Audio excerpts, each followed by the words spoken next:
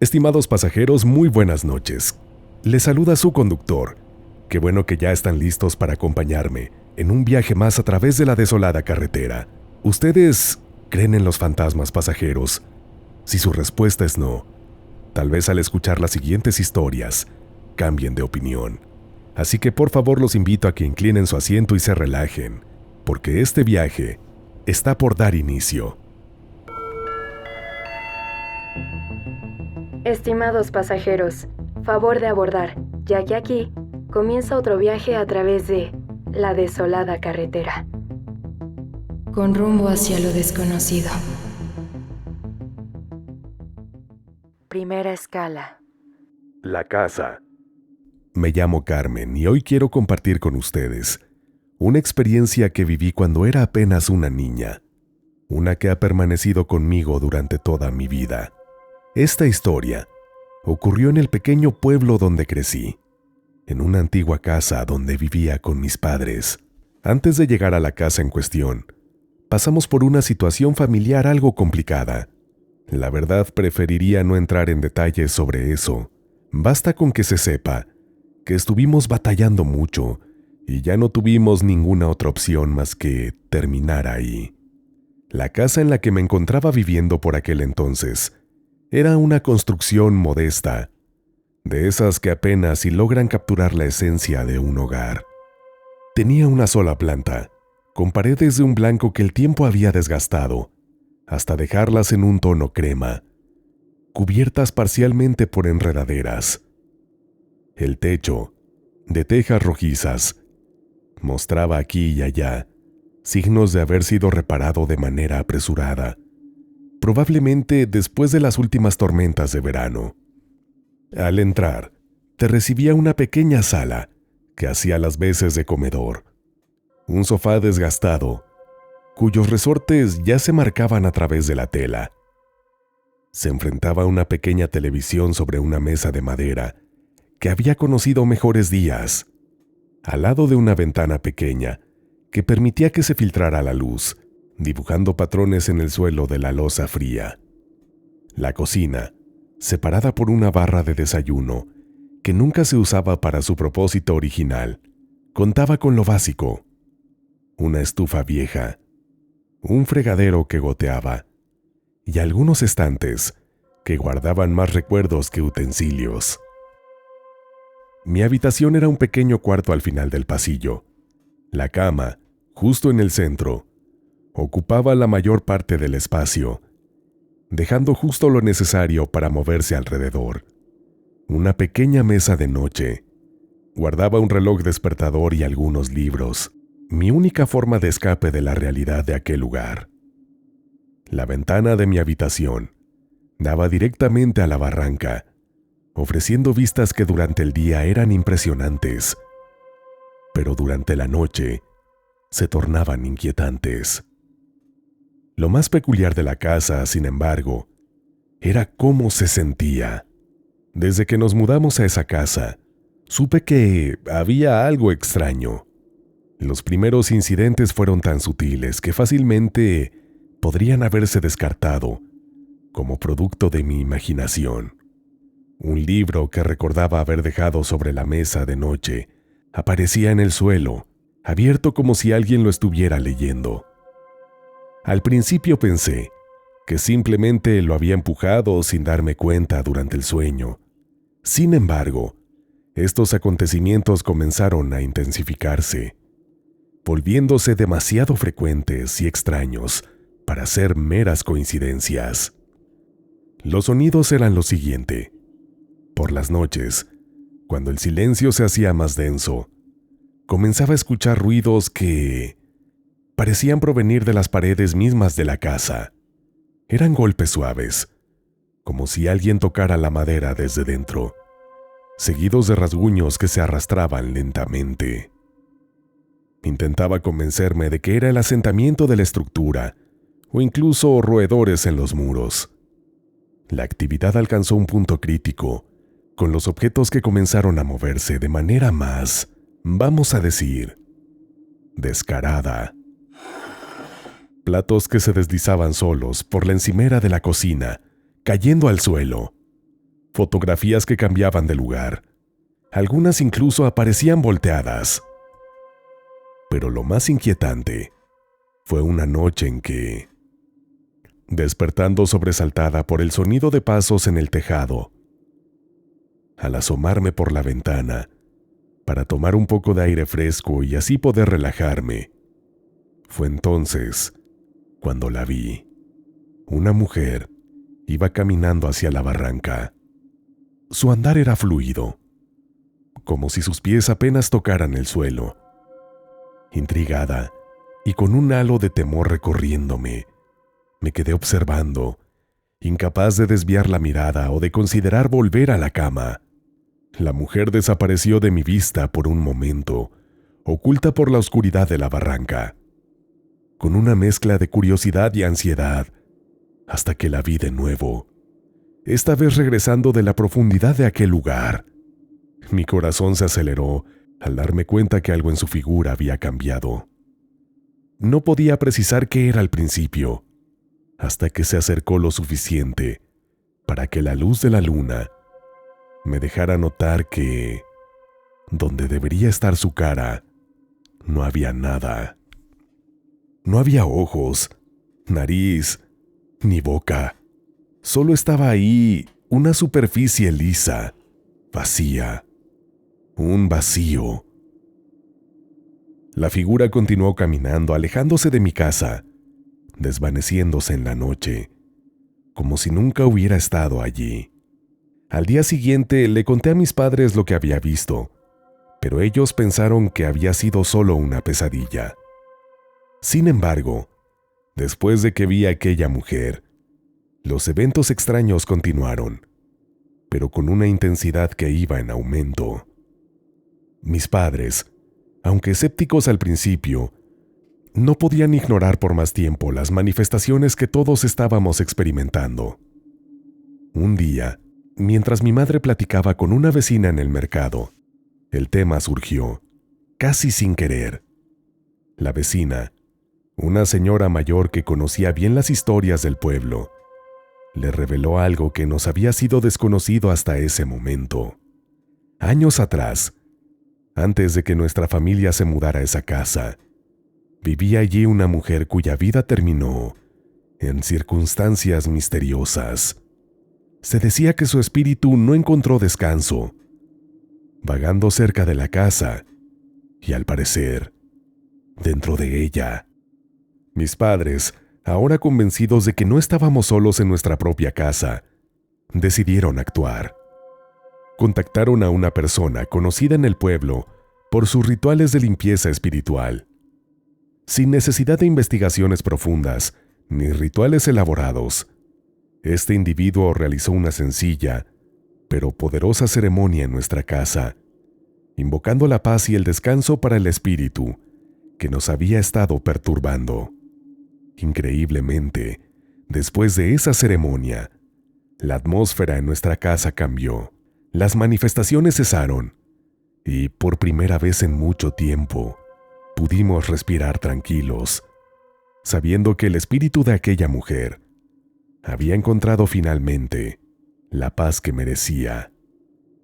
Aprendí que a veces el pasado deja huellas que no podemos ignorar y que en ocasiones un simple acto de comprensión y empatía puede ser todo lo que se necesita para sanar las heridas, tanto de los vivos como de aquellos que ya nos han dejado. Segunda escala. El guardia del cementerio. Mi nombre es Marco, y soy el guardián nocturno de un panteón, en el corazón de una gran urbe mexicana. Siempre he creído que mi trabajo no solo consistía en vigilar, sino también en ofrecer compañía a aquellos que ya no pertenecen a nuestro mundo. Mi padre fue el guardián de este mismo cementerio por más de 30 años. Crecí escuchando sus historias sobre las noches solitarias, vigilando entre las tumbas. Para mí, eran solo historias de mi viejo.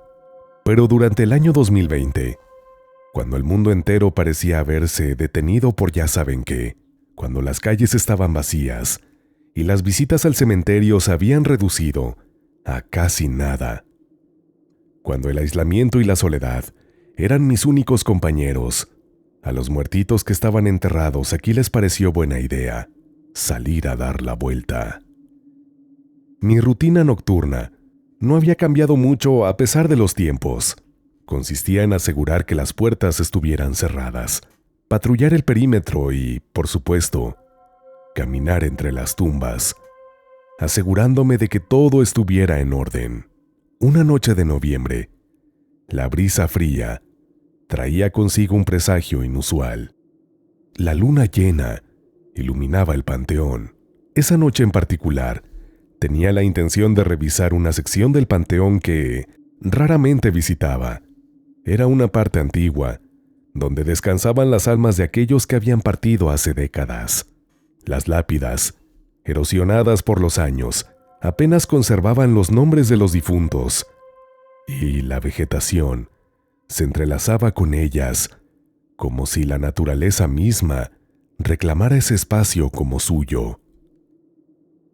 Decidí que era el momento oportuno para limpiar un poco esa área, retirar las hojas secas, asegurarme de que las veredas estuvieran despejadas y, en general, prestar un poco de atención a ese lugar.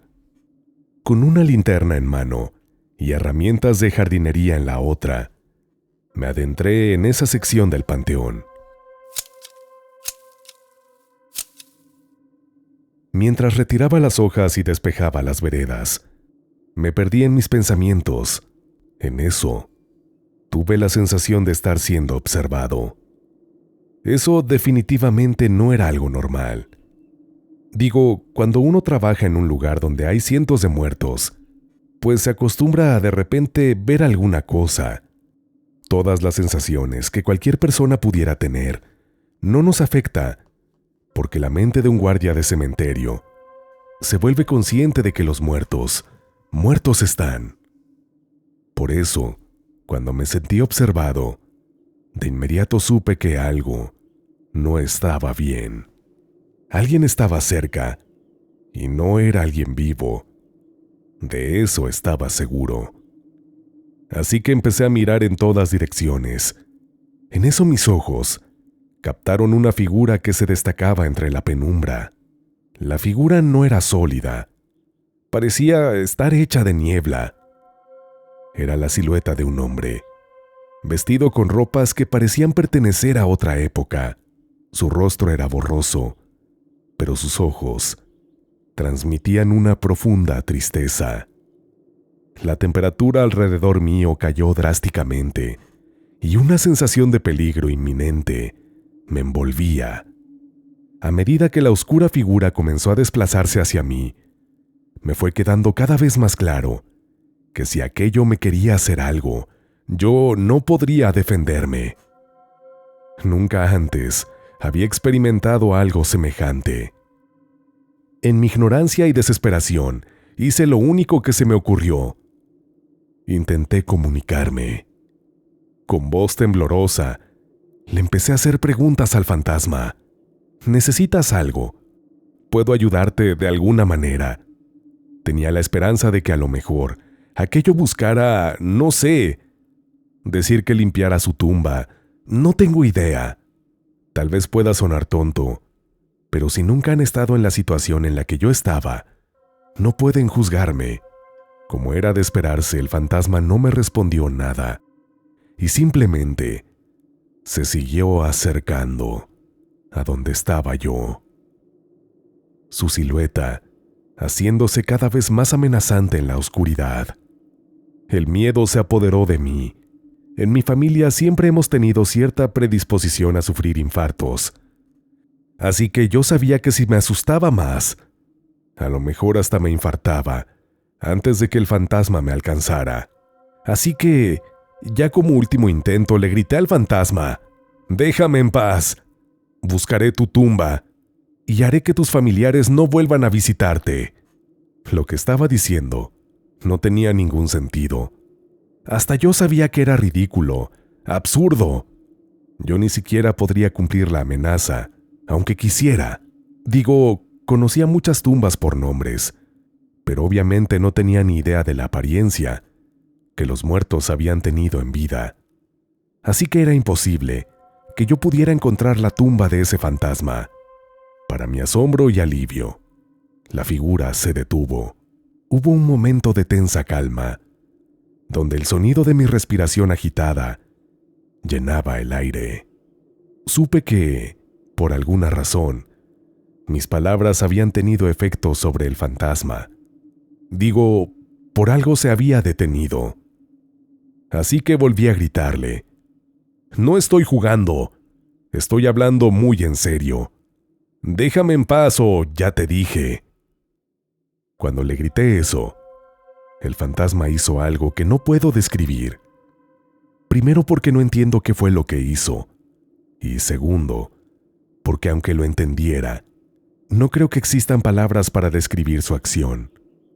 Así, solo por explicarlo, a ver si me entienden, fue como si se diera la vuelta, pero sin darse la vuelta.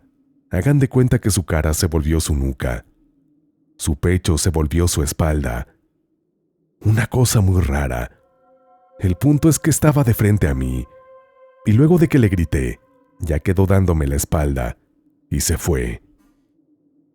Permanecí inmóvil, tratando de procesar lo que acababa de suceder.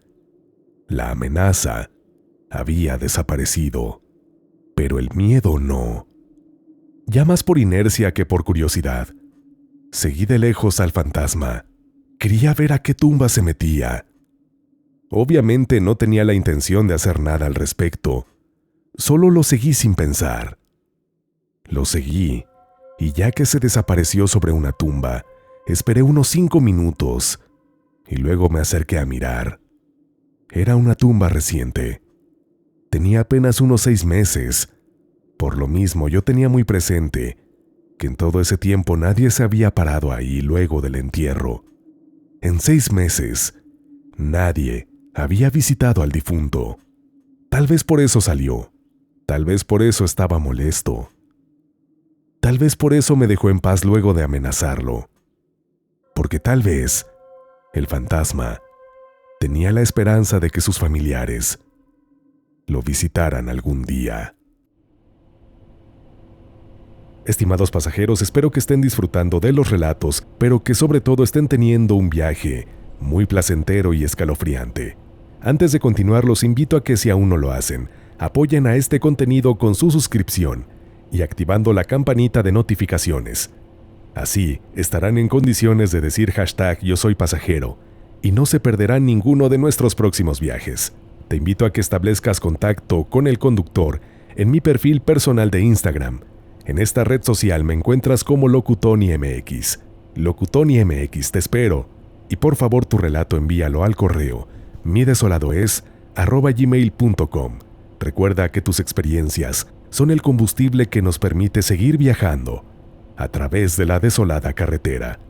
Queridos pasajeros, queda una escala más, que es bastante aterradora, así que espero la disfruten. Vamos a ella. Tercera escala. El baño de empleadas. Mi nombre es Ubalda. Trabajo en Coppel desde hace ya algunos años. Pero lo que les voy a contar, un suceso que no he podido olvidar. Según contaban, el baño de empleados para mujeres estaba intervenido por un espíritu peligroso que lo habitaba. Uno que había mostrado su furia. La mayoría de nosotras, por precaución o miedo, simplemente decidimos nunca usar ese baño. Íbamos al baño de mujeres, que era para clientes, o de plano ya íbamos al baño de empleados, que era para los hombres. La primera vez que escuché sobre el fantasma fue por Laura, una compañera de trabajo. Laura era una mujer de unos 50 años, una mujer seria. Ella sería incapaz de ponerse a inventar cosas. Ella me dijo que unos 7 años antes de que yo entrara a trabajar a esa sucursal, Carmen, otra empleada, experimentó un ataque directo. Salió pálida y temblando del baño, jurando que algo la había agarrado del hombro con mucha fuerza. Y así, durante 5 meses, hubo situaciones que asustaban a las trabajadoras que iban al baño, hasta que de plano, ya nadie quiso volver a entrar.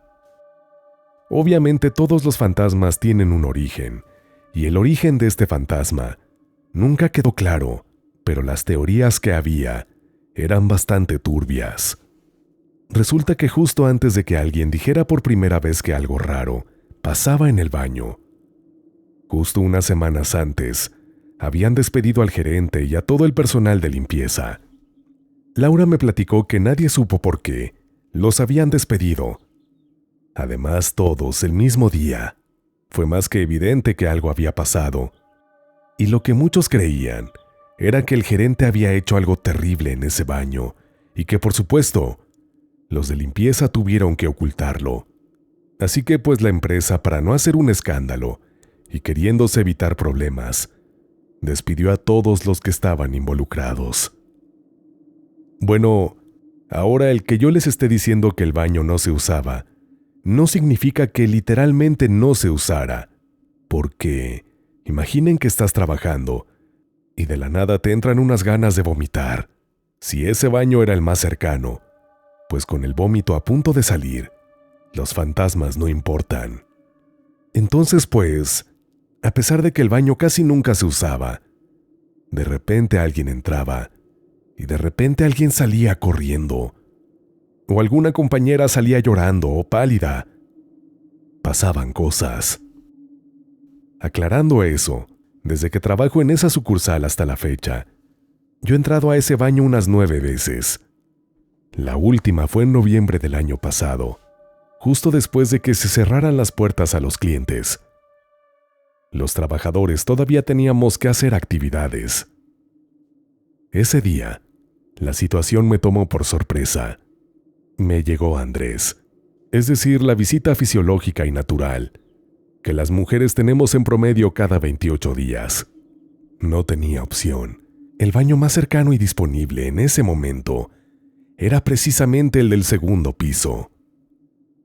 La urgencia del momento no me dejó ninguna otra opción, pues entré. Todo bien. Hice lo mío. Creí que nada iba a pasar, pero mientras me estaba lavando las manos, los focos empezaron a parpadear. Así que me apresuré a lavarme las manos, evitando mirar hacia el espejo, porque algo que le había pasado a las compañeras era que el rostro del fantasma se les aparecía en ese reflejo. En eso dejó de salir agua. Yo todavía no terminaba. Me giré para agarrar un poco de papel secante, pero antes de tomarlo, brinqué del susto, porque una de las puertas de los baños se azotó de una forma muy violenta. Entonces el agua volvió a salir. Terminé de lavarme las manos, y cuando me giré para utilizar el secador de aire, de reojo pude ver al fantasma, parado justo detrás de mí. No tienen ni idea de lo feo que se siente eso. Literalmente se paralizó mi cuerpo. Sentí que se me secó la garganta. Me apareció un hormigueo en las manos. Hasta se me puso borrosa la vista por un momento. Me quedé fría, estática, porque creo que sí podía moverme, solo que no quería hacerlo, porque el fantasma estaba detrás de mí. Corrí a meterme a un baño y me encerré.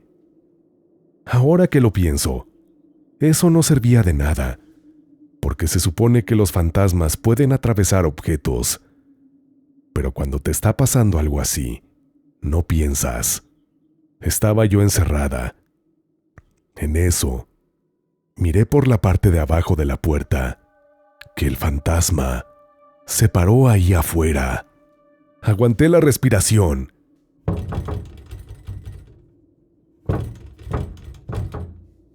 Cuando entonces la puerta comenzó a temblar. Yo sentía que en cualquier momento el fantasma se iba a meter y me iba a hacer algo, pero un compañero entró al baño preguntando por mí. Cuando el compañero entró, el fantasma desapareció y yo salí corriendo del baño. Si no hubiera sido por el compañero, a lo mejor ahí me hubiera pasado algo. Ya estando afuera, me puse a llorar del susto y me preguntaron lo que había pasado y todo eso. Como suele ser típico, en lo que me calmaba, otras compañeras comentaron cosas que les había pasado. En eso se acercó el gerente de turno y me dio una coca. En ese mes, yo era la cuarta o quinta que había sido atacada, y pues le pedimos al gerente que hiciera algo, pero él nos dejó muy en claro que no podía hacer nada, porque en un reporte a la empresa no podía poner que un fantasma estaba atacando a las trabajadoras en el baño de empleadas.